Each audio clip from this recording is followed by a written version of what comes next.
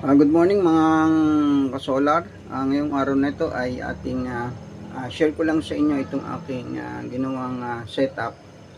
Nilagyan ko ng power relay yung aking setup para hindi nahugod saksak pagkakang nalolobat yung battery ay tatanggalin yung saksak dun sa inverter at ibabalik na naman sa DU. So ngayon ay para maiwasan ko yon at automatic na pag pinatay mo yung inverter, automatic nalilipat na sa DU yung electric fan at saka yung wifi. So ito naman ay